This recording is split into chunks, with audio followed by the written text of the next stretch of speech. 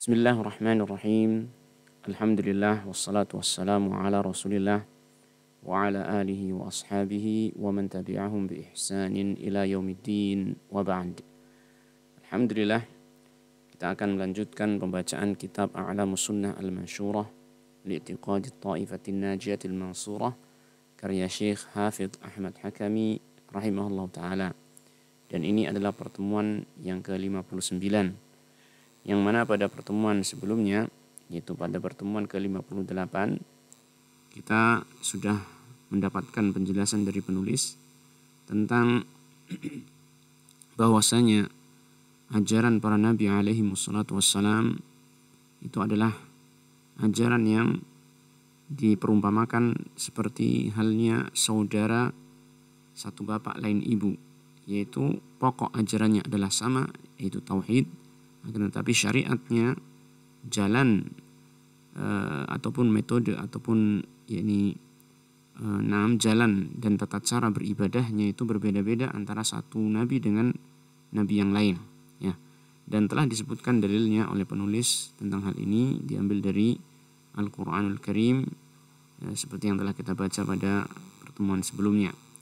Nah, pada pertemuan kita kali ini maka kita akan melanjutkan pada pertanyaan yang disampaikan oleh penulis berikutnya, yaitu Syekh mengatakan, hal qassallahu jami'ar rusuli fil Qur'ani, apakah Allah Subhanahu wa taala mengkisahkan seluruh para rasul di dalam Al-Qur'an? Ya. Jadi maksud dari pertanyaan ini adalah penulis ingin menjelaskan kepada kita bahwasanya di antara keimanan kita kepada para rasul yang Allah utus adalah kita harus mengimani seluruhnya, ya, mengimani seluruh utusan Allah Subhanahu wa taala tanpa terkecuali satupun, ya. Dan kemudian ternyata Allah Subhanahu wa taala di dalam menjelaskan para nabi dan rasul alaihi wassalatu wassalam di dalam Al-Qur'anul Karim, Allah tabaraka wa taala tidak menjelaskan seluruh para nabi dan rasul, ya.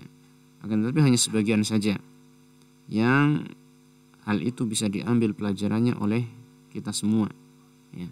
Adapun para nabi dan rasul yang lainnya, maka tentunya kita wajib untuk mengimaninya secara global, bahwasanya Allah tabaraka wa taala mengutus nabi dan rasul pada setiap umat sebagaimana yang telah lalu. Nah, maka di sini beliau rahimahullah ta'ala memberikan jawaban, qad qassallahu alaina min anba'ihim ma fihi kifayatun wa mau'izatun wa ibratun.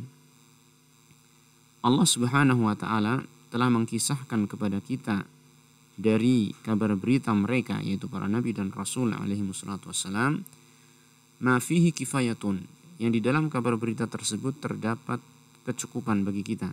Itu cukup dengan Allah Ta'ala menyebutkan sebagian nabi dan rasul alaihi wassalatu wassalam tersebut, cukup bagi kita untuk mewujudkan keimanan kepada para nabi dan rasul, ya, yang disebutkan oleh Allah Ta'ala itu sebagai contoh saja yang mengharuskan kita mengimani seluruh para nabi dan rasul, ini termasuk yang tidak disebutkan oleh Allah Subhanahu wa taala. Wa mau'izatun wa ibratun, dan yang di sana terdapat mau'izah, terdapat pelajaran, nasihat dan pelajaran yang bisa kita ambil, ya, pelajarannya tersebut dalam rangka untuk membenahi diri kita.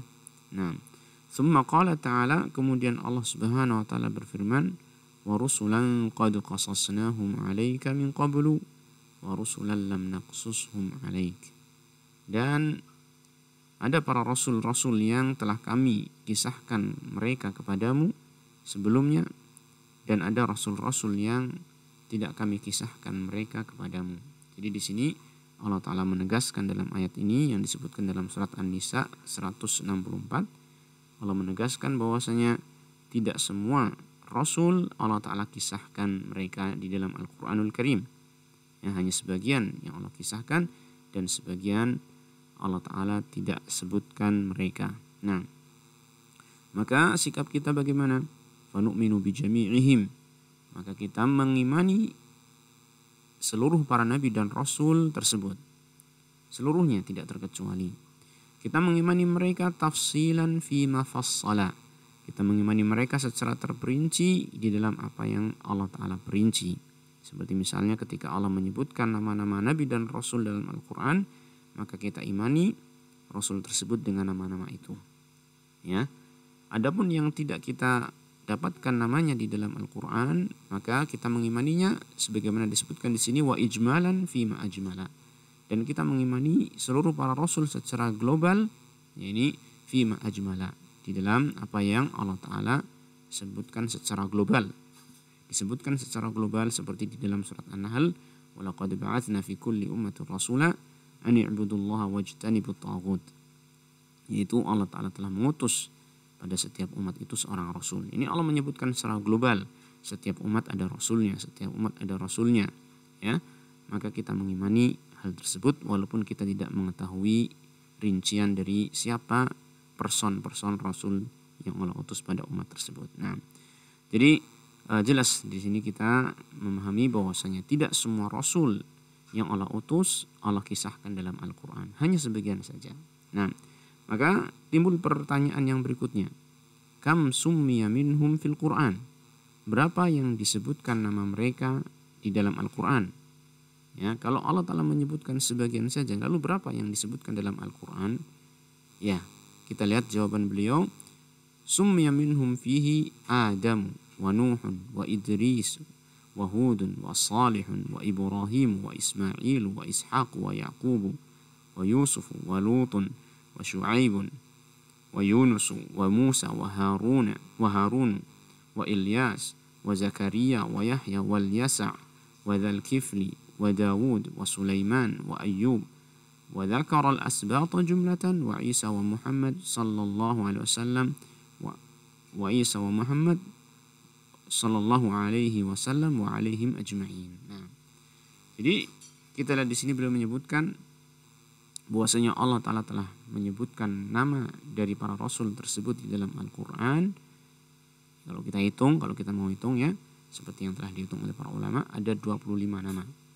Ada 25 nama yang disebutkan dalam Al-Quran, nabi dan rasul yang Allah Ta'ala utus. Ya, sebagian dari nabi dan rasul yang Allah utus. Ada 25 nama yang Allah sebutkan. Yaitu Adam, Nabi Adam bapak kita ya. Nuh, yaitu rasul yang pertama. Kemudian Nabi Idris, Nabi Hud, Nabi Saleh, Nabi Ibrahim, Nabi Ismail, Nabi Ishaq, Nabi Yaqub, Nabi Yusuf, Nabi Lut ya. Kemudian Nabi Shu'aib, Nabi Yunus, Nabi Musa, Nabi Harun, Nabi Ilyas, Nabi Zakaria, Nabi Yahya, Nabi Ilyasa, kan?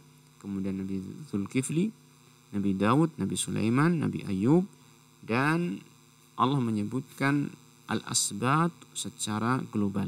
Ya. Berkaitan dengan al-asbat ini, maka telah terjadi perbedaan pendapat dari kalangan para ulama. Ya, di sini kenapa disebutkan dalam penyebutan para nabi ini? Karena sebagian ulama mengatakan al-asbat adalah para nabi yang merupakan anak dari Nabi Yakub. Ya, para nabi yang Allah utus atau yang Allah angkat dari anak-anaknya Nabi Yakub alaihissalam. Ya, itu disebut asbat. Ya. Walaupun sebagian ulama yang lain memandang bahwasanya al-asbat itu bukan nabi, tapi sebutan untuk semacam kabilah dari kalangan Bani Israel ya. Nah, jadi ini bukan nama nabi tetapi istilah ya. Sebagian ulama mengatakan istilah untuk nabi-nabi yang dari anaknya Nabi Yakub, dan sebagian ulama mengatakan dia istilah untuk semacam kabilah di kalangan Bani Israel. Adapun yang disebutkan namanya, maka yang disebutkan tadi kemudian ditambah dengan Nabi Isa dan Nabi Muhammad alaihi wassalatu wassalam. Yang kalau kita mau hitung semua nama yang disebutkan di sini ada 25 jumlahnya. Nah, inilah para nabi dan rasul alaihi wassalatu wassalam yang Allah Subhanahu wa taala sebutkan di dalam Al-Qur'an. Taib.